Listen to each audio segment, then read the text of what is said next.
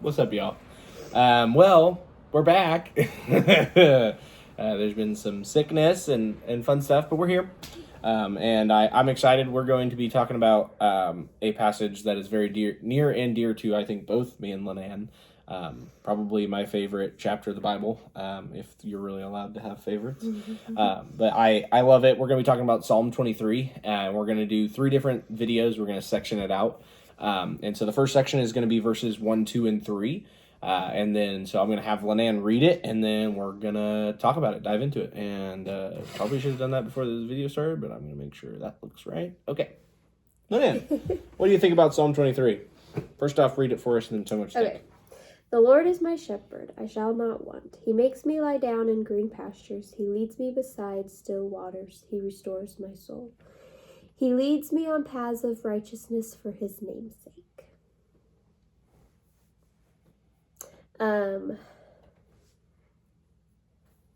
Well, I like the whole thing. So trying to section it out and not say the same thing over and over again.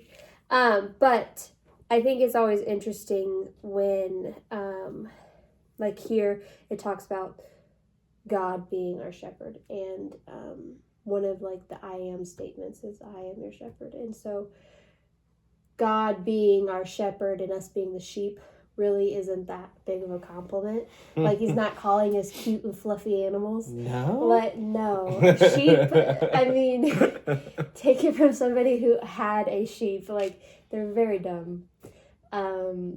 They repetitively... Saying Bo was dumb? Yeah, he was very dumb. They're very repetitive in their stupidity. So, like, they'll do the same thing over and over and over and over again. Like, they don't learn. And so when God calls us that, I think we shouldn't be offended. I think it should be something that we, like, it's true. Like, we repetitively do things against what he wants us to do. And so in this passage, when he's saying, the Lord is my shepherd, I shall not want, shepherds in that day lived with their livestock. Right. They were with them 24/7, otherwise wolves or other people would harm them. And so just seeing how God is our protector, this is why it's one of my favorite verses, because I think it shows God as our protector. And then I think it's also interesting how it says he makes me, and sometimes we don't like to be made to do things. And I like that because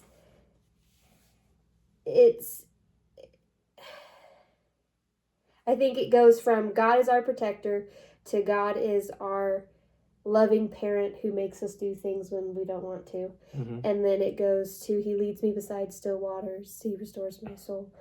That's like, I don't know, I think this whole passage goes back and forth between God being our protector and God being a loving Father and guiding us where we need to go when we don't know where that is, or when we are repetitively doing something that's not correct. Right. And so he leads me beside still waters, and that's just, I don't know, very peaceful that he makes us do something like that, because our lives can get so busy, and people aren't good at sitting still. Right. We talked about that the other day, how like this generation can't handle not having something in front of them. Yeah. And how detrimental that is. And so he makes us lie down, and he makes us go by still waters. He makes us have that time with him. And so yeah, those are the 3 things that I really like about 1, 2, and 3. Nice. Yeah, so I think it's funny because obviously this is so if you look at the breakdowns, this is the first piece where he's speaking in a, what would that be, a first person? Whatever that correct terminology is he's speaking in like the Lord. He's talking about the Lord being his shepherd, where then in verse 4 you see him switch over to the even though I. So he starts talking more about him, whereas here we're hearing him talk more about the Lord, like he's focused on that in these first 3 verses. Yeah. I think something I've always found very interesting is, like you said, the making me, and so that almost forcefulness. But I always thought about it kind of like you said, like children.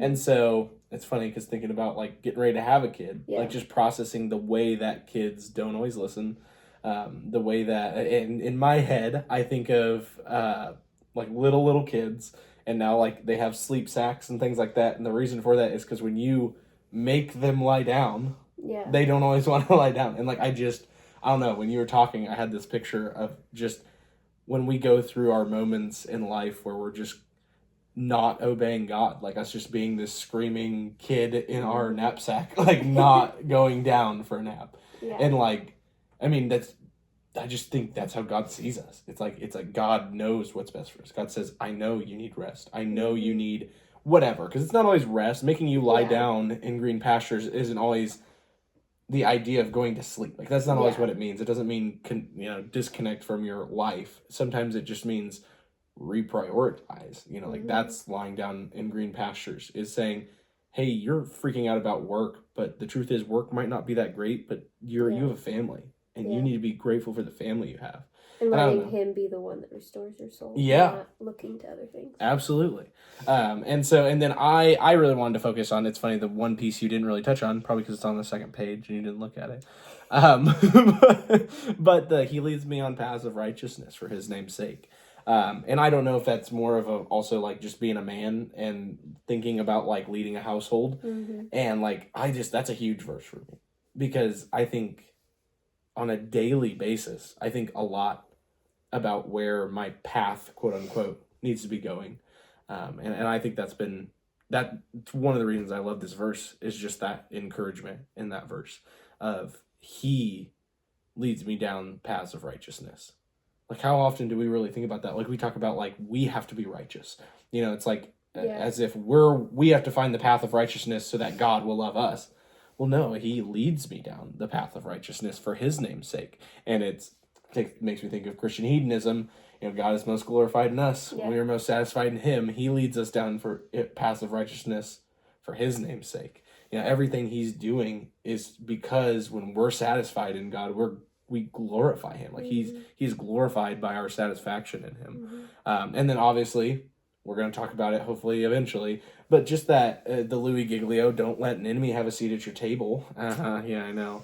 And I think about the first step of that is allowing God to lead you. It's allowing God to make you lie down. It's allowing him to lead you by the still waters, but then also walk the path of righteousness. And I think that's just a beautiful thing. And I love the way 1, 2, and 3 is set up, because I feel like they're all in a row. Yeah. You lie down in the green pasture. Like, you prioritize. You get your mind right. You take time to be still and hear God. And then he leads you beside the still waters and restores you, and then sends you out on the path of righteousness for his name's sake. It's like almost like a call, like a sending you into battle, which obviously we're going to talk about enemies here soon. But like, I love that. I think it's one of my favorite pieces of those 3 verses, just that leading down the path of righteousness. I think it's a big encouragement for me, I guess, as a person trying to process what leading a household looks like. And I feel like I process that a lot. And it's a constant encouragement. I mean, heck, I'll just be in the shower thinking about Psalm 23. And just it reorganizes your thoughts. And I just love it. And I think you hit the nail on the head. I don't have much to say on the other ones, because I think you really knocked it out of the park. So, you have anything else you think of or want to share? No. Awesome. For multiple reasons, and I think for different reasons, this is both of our favorite passages. Yeah. And so, I just really like this one, because like you said, like, I feel like the first 3 verses are kind of a call to just be still with God. Yeah. And like I said, we'll probably talk about don't let the enemy have a seat at your table. But Louis Giglio had another sermon series. It was called On the Mic or something like that. And he just talked about how in this day and age the world is so loud, and who you allow on your mic determines your life and how you function. Right. And so, like, who is on the mic is the Lord your shepherd, is he the one talking to you the whole time? Or do you have somebody else or something else that is talking to you? And so I think these first 3 verses really remind me of that sermon. Yeah. And just who's on the mic for me? Yeah. Is it green pastures and still waters, and him restoring my soul, and him letting him make me lie down and be still in him? Or is it the world? Is it work? Is it a job? Is it, comparison? Is it opinions? Like whatever it is for you, what's on the mic? And so, yeah, that's the only other thing that makes me think of. I love that. That's good. So, yeah. Well, I hope this has been an encouragement to you guys. I hope you get to join us for the other 2 portions of Psalm 23. And I encourage you to not only read, but I mean, it is such a short chapter. Memorize Psalm 23. It's powerful. I mean, I can't think of how many times I've quoted it to myself and been so grateful I have it for memory, because it has been a comfort in times of trouble for sure. It's like that soul restoration is very real, especially when you speak it out loud. But with that, our for the week, I feel like it would be not fitting unless we did the Leanne Crawford Psalm 23 song. It is Leanne Crawford, isn't it? Yeah. So we'll do that for our and so I'll post that with the video, and just encourage you, if you guys have prayer requests or anything you need, please let us know. And just look forward to getting to share more on Psalm 23 with you. I hope you have a blessed week, and we'll be praying for you, and deuces.